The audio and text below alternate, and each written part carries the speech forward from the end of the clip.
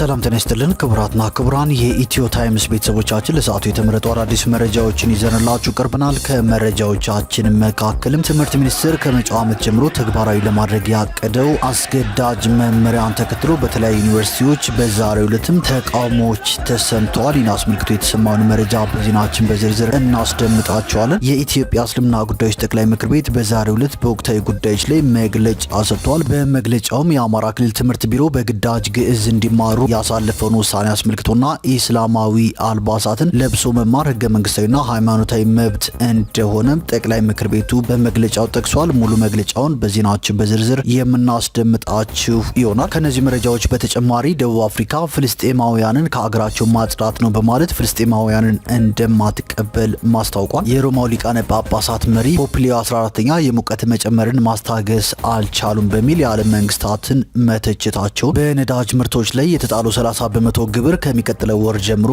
እንደሚተገበር መገለጹ፣ 8 የአገዛዙ ሰራዊቶች ቴዎድሮስ እዝ 206ኛ ኮርን እንደተቀላቀሉ መሰማቱ፣ የፍላቂት ገረገራ ከተማ አስተዳደር የብልጽግና ፖለቲካ ዘርፍ ኃላፊ ወይዘሮ ዘመናዊ ሲሳይ በፋኖ እጅ እንደገቡ መገለጹ፣ ጸረ ሰላም ቡድኖችን በማጥፋት ልማትን ማፋጠን እንደሚገባ የመከላከያ ሰራዊቱ መግለጹንና ሌሎችን በዝርዝር የምንመለከታቸው መረጃዎች ይዘንላችሁ ቀርበናል። ዝርዝር መረጃችንን ለማድመጥ ቻናላችንን ሰብስክራይብ በማድረግ የደወል ምልክቷን በመጫንና መረጃውን ለብዙዎች እንዲዳረስ ላይክ በማድረግ እስከ መጨረሻው አብራችሁን ቆዩ።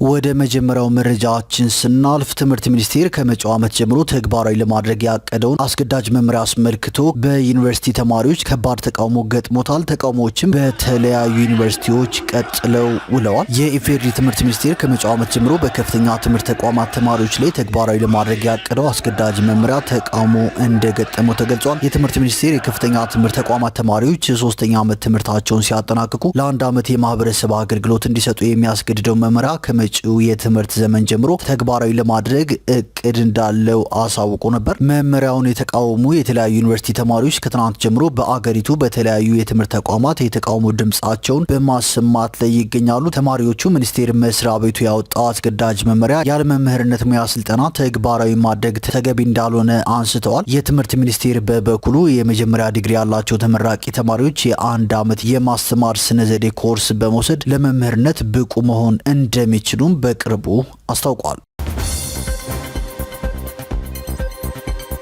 ወደ ቀጣዩ መረጃችን ስናልፍ የኢትዮጵያ እስልምና ጉዳዮች ጠቅላይ ምክር ቤት በዛሬው ዕለት በወቅታዊ ጉዳዮች ላይ መግለጫ ሰጥቷል። በመግለጫው የተገኙት የኢትዮጵያ እስልምና ጉዳዮች ጠቅላይ ምክር ቤት ፕሬዝዳንት የክብር ዶክተር ሼህ ሀጂ ኢብራሂም ቱፋ በተለይ በሙስሊም ሴት ተማሪዎች አለባበስ ዙሪያ መልእክት አስተላልፈዋል። ሼህ ሀጂ ኢብራሂም በዚህ መልእክታቸው በሙስሊም ሴት ተማሪዎች ላይ አንዳንድ የትምህርት ተቋማት እየፈጸሙ ያሉት የመብት ጥሰት ሊቆም ይገባል ብለዋል። የመብት ጥሰቱ ሆን ተብሎ ሙስሊም ተማሪዎችን ከትምህርት ገበታ የማራቅ ዘመቻ መሆኑን የጠቀሱት የጠቅላይ ምክር ቤቱ ፕሬዚዳንት ሼህ ሀጂ ኢብራሂም ትምህርት ሚኒስቴር ሙስሊም ሴቶችን በእስላማዊ አለባበሳቸው ብቻ የሚደርስባቸውን ጭቆና ፍጹም የማንቀበለውና የምንታገለው ነው ብለዋል። ሂጃብም ሆነ ኒቃብ የሙስሊም ሴቶች ሃይማኖታዊ የአለባበስ ግዴታ ነው ያሉት ፕሬዚዳንቱ ትምህርት ሚኒስቴር የጀመረው አንዱን ፈቅዶ አንዱን የመከልከል አካሄድ ተቀባይነት የሌለው ብቻ ሳይሆን ሃይማኖታዊ ጣልቃ ገብነት ነው ብለዋል። ሰላም ወዳዱ ህዝብ ሙስሊም በትምህርት ሚኒስቴር በተደጋጋሚ እየተፈጸመ ያለውን በደል በትዕግስት ማለፉ ለሀገር ደህንነትና ለህዝቦች የጋራ ሰላም ቀናኢ መሆኑን ያሳያል ያሉት ሼህ ሀጂ መንግስት ለችግሩ አፋጣኝ መፍትሄ እንዲሰጥም ጠይቀዋል። አንዳንድ የትምህርት ተቋማት በሙስሊም ተማሪዎች ላይ የፈጸሙት ያሉትን ተደጋጋሚ የመብት ጥሰት የሚያጣራና ጉዳዩ ዘላቂ መፍትሄ እንዲያገኝ የሚሰራ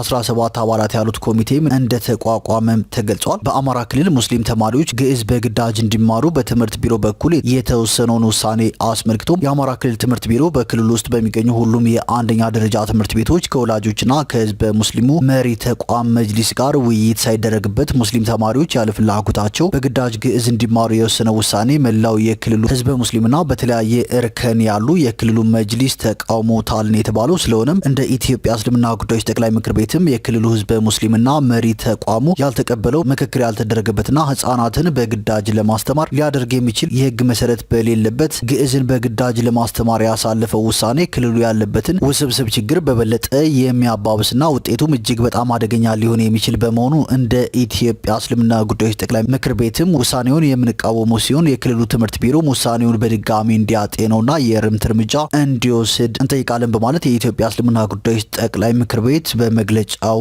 አካቷል። የትግራይ ክልል ሙስሊም ሴት ተማሪዎችን የእምነት አለባበስ ጉዳይ በተመለከተም በትግራይ ክልል ያሉ ሴት ተማሪዎች በፌዴራሉም ሆነ በክልሉ ህገ መንግስት እንዲሁም በሌሎች የአገሪቱ ህጎች የተፈቀደላቸውን የእምነት አለባበስ ለብሰው የመማር መብታቸው ተጥሶ ላለፉት 2 ዓመታት ከትምህርት ገበታ ውጭ ሆነዋል። ይህ ሁሉ ሲሆን ጉዳዩ በቀጥታ የሚመለከተው የትምህርት ሚኒስቴር ተማሪዎቹ ወደ ትምህርታቸው እንዲመለሱ ምንም አይነት ጥረት አላደረገም። ይልቁንም የክልሉ መጅሊስ የተማሪዎቹ ህገ መንግስታዊ መብታቸውን ለማስከበር በፍርድ ቤት ክስ አቅርበው ጉዳዩ እስከ ክልሉ ጠቅላይ ፍርድ ቤት ድረስ ደርሶ ፍርድ ቤቶቹ የተማሪዎቹ ሂጃብ ለብሰው የመማር መብት እንዳላቸው ውሳኔ ቢሰጥም የክልሉ መንግስት የፍርድ ቤት ውሳኔን ለመፈጸም አሻፈረኝ ብሎ ቆይቷል። ተማሪዎቹም እስካሁን ወደ ትምህርታቸው አልተመለሱም። በመሆኑም የክልሉ መንግስት በፍርድ ቤቶቹ ውሳኔ መሰረት ሙስሊም ተማሪዎች ሃይማኖታቸው ግዴታ ያደረገባቸው ሂጃብ ለብሰው እንዲማሩ እንዲያደርግና የፍርድ ቤቶቹ ውሳኔ እንዲፈጸም እየጠየቅን የትምህርት ሚኒስቴርም ጉዳዩ በቀጥታ የሚመለከተው በመሆኑ በጉዳዩ ላይ ጣልቃ በመግባት ተማሪዎቹ ወደ ትምህርታቸው እንዲመለሱ እንዲያደርግና በህግ የተጣለበትን ኃላፊነት እንዲወጣ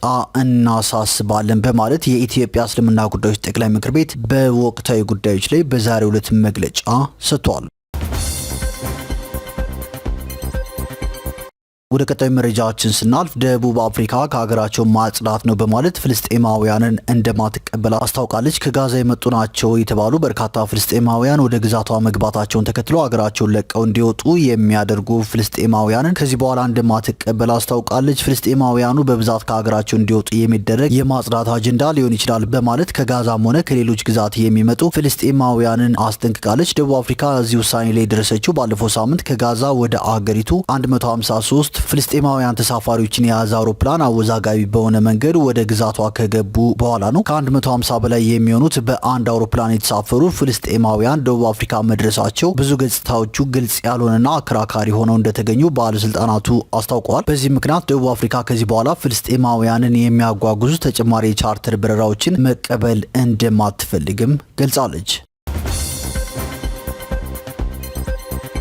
ወደ ቀጣዩ መረጃችን ስናልፍ የሮማው ሊቃነ ጳጳሳት መሪ ፖፕ ሊዮ 14ኛ የሙቀት መጨመርን ማስታገስ አልቻሉም በሚል የዓለም መንግስታትን ተችተዋል። ሊቀ ጳጳሱ ይህን ያሉት በአማዞኗ የብራዚል ከተማ ቤሌም እየተካሄደ በሚገኘውና የመጨረሻ ሳምንቱን በያዘው 30ኛው የተባበሩት መንግስታት ድርጅት የአየር ንብረት ለውጥ ጉባኤ ጎን ለጎን በተካሄደ መድረክ ላይ ነው። ከአየር ንብረት ለውጥ ጋር ተያይዞ ዓለማችን እየገጠሟት ያሉትን ዘርፈ ብዙ ችግሮች ለመቅረፍ የዓለም መሪዎች ጠንካራ እርምጃ እንዲወስዱም ሊቀ ጳጳሱ ጥሪ አቅርበዋል። በዓለም የሙቀት መጨመር የተነሳ ፍጥረታት በጎርፍ በማዕበልና በድርቅና በማያባራ ሙቀት እያለቀሱ ነው በማለትም ፖፕ ሊዮ 14ኛ ለዓለም መሪዎች መልእክታቸውን አስተላልፈዋል።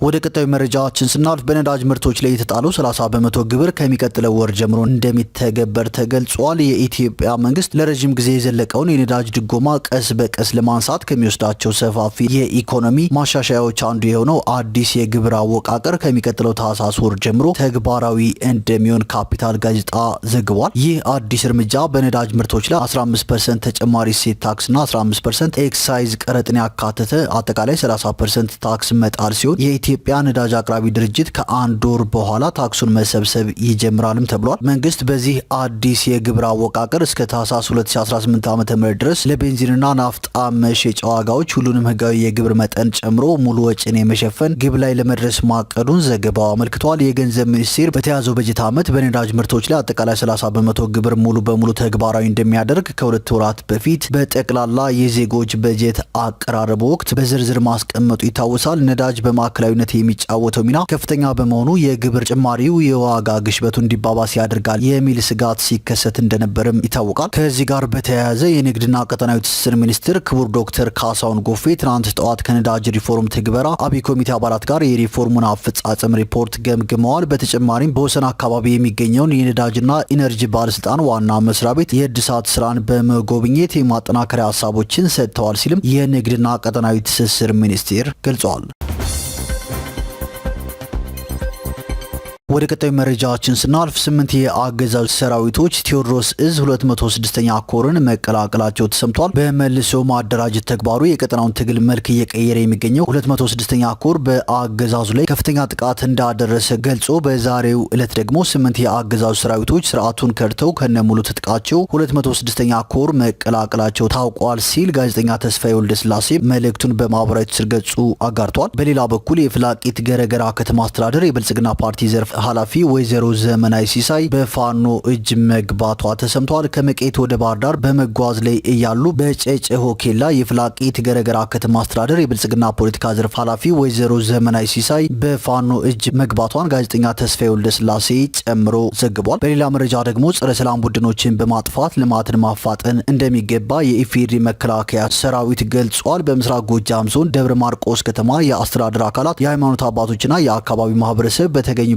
በወቅታዊ የሰላም ሁኔታ ህዝባዊ ውይይት ተደርጓል። በውይይቱ የስድስተኛ እዝ ዋና አዛዥ ሜጀር ጀነራል ብርሃኑ ጥላውን ጽንፈኛ ቡድኑ ሲል የጠሩትን ኃይል የአማራ ህዝብ ለከፋ ኢኮኖሚያዊና ማህበራዊ ቀውስ እንዲጋለጥና በግጭትና በጥብጥ ውስጥ እንዲኖር ከውጭ ጠላቶቻችን ጋር አብሮ እየሰራ ያለ ጸረ ህዝብ ኃይል መሆኑን በመግለጽ በመከላከያ ሰራዊቱና በጸጥታ ኃይሉ አኩሪ ተጋድሎ ክልሉን ማዳን መቻሉን ተናግረዋል። ጽንፈኛ ሲሉ የጠሩትን ቡድን ዓላማ ህዝቡ ቆም ብሎ መረዳት ይኖርበታል ያሉት ሜጀር ጀነራል ብርሃኑ ጥላውን የእስካሁን የጥፋት ድርጊታቸው ላይ ትምህርት በመውሰድ ማህበረሰቡ ከውስጡ አንቅሮ ሊተፋቸው እንደሚገባ አስረድተው እነዚህን የጸረ ሰላም ኃይሎች ሙሉ በሙሉ በተባበረ ክንድ አስወግዶ ልማትን ማስቀጠል የምርጫ ሳይሆን የህልውና ጉዳይ ነው ሲሉም ገልጸዋል።